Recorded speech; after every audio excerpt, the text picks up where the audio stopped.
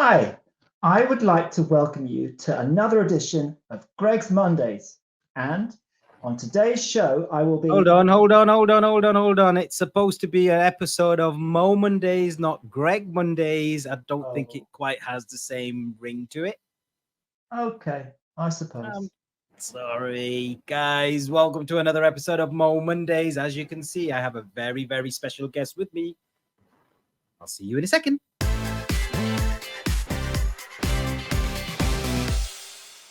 Hello and welcome to this week's episode of Mo Mondays, not Greg Mondays, but Mo Mondays. In this week's episode, I have a very special guest and friend, Greg Jeffries, to join me today to really talk about something that you guys have really been asking for.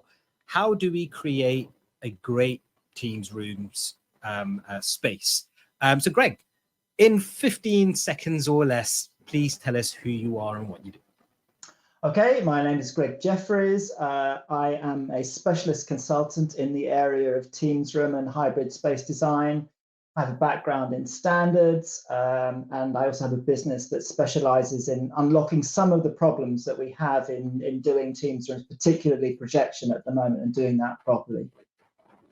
Thank you for that. And it's really interesting that you kind of use the term, problems that we have in terms of building kind of meeting room spaces. I mean, everything we spoke about 2 years ago, as an example, is kind of becoming irrelevant now. The world is shifting and moving so quickly.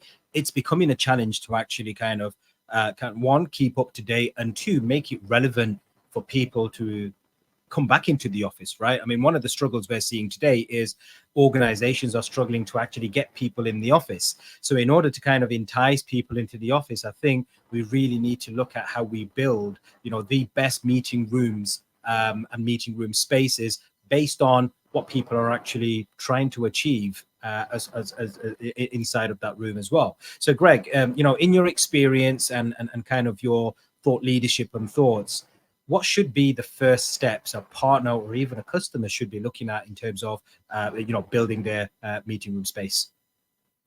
Well, I mean, I think the introduction you gave is really good because the really important thing is to think about how good the space has to be for the people in the space and how good the space has to be for people who participate remotely.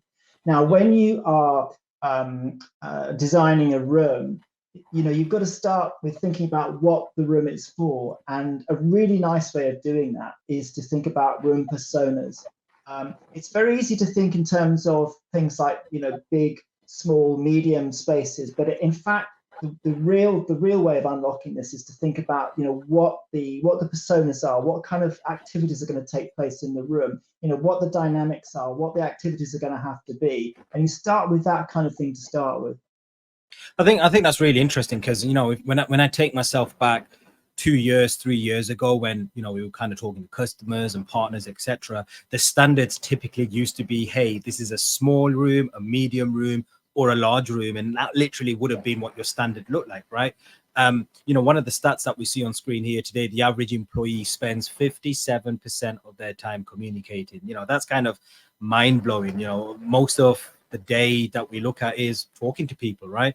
And we do a pretty good job of that sitting at home. And I guess the challenge really then becomes is if we're trying to entice people back into the office, people don't want to, or staff members don't really want to come into kind of an environment which is gray, or an environment which is just shared desks as an example. We want to be able to have that great experience that we've been used to using at home for the last kind of 3 years, right?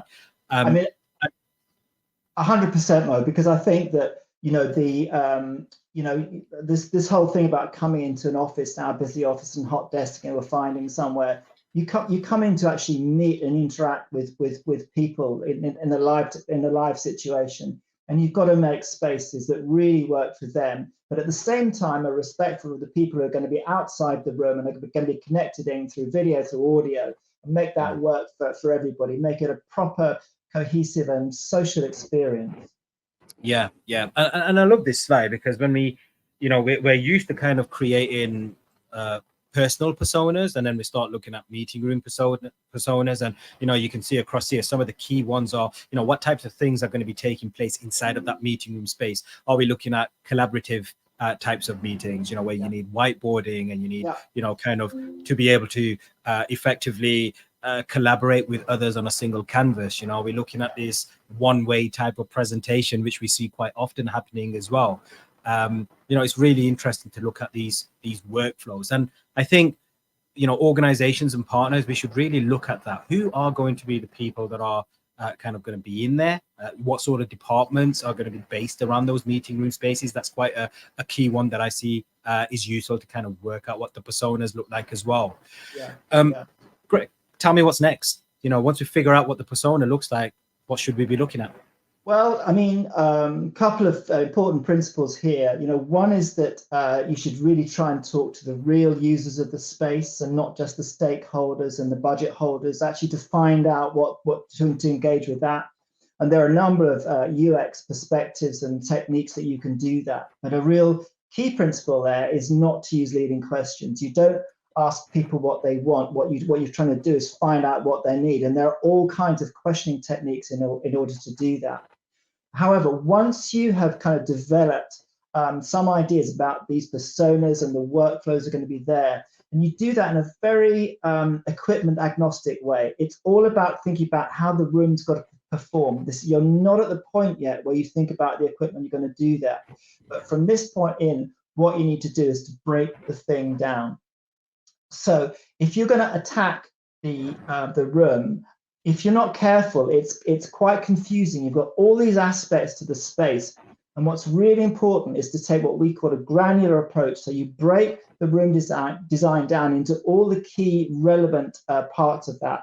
And it might be acoustics, it might be the natural lighting, it might be the lighting design, the display and so forth. But what you need to do is to decide what the elements are for that space, and then to have a strategy and a requirement set for each of those. And if you can do it in that way, that gives you the chance to really make a significant improvement overall. Yeah. And I think the key takeaway I see from kind of this slide across here is where you've said that granular approach is quite key. So, kind of breaking it down into different elements. I mean, most of us would be looking at, hey, let's look at lighting, let's look at acoustics, and let's look at, kind of what the building looks like, or kind of what the materials are. But looking at, the slide you've got across here, there's some other little things that most of us don't even realize. Things like reflections, right? Reflections are quite key. And it's quite interesting. You were talking about projectors earlier as well. I think I saw a post that you put out recently on LinkedIn that referred to, kind of reflections and the challenges we get with reflections as well. Yeah. Would you like to elaborate a little on that? Yeah, well, the thing, a lot of these elements to make a good room design, it's not about spending money. It's about a bit of care and attention.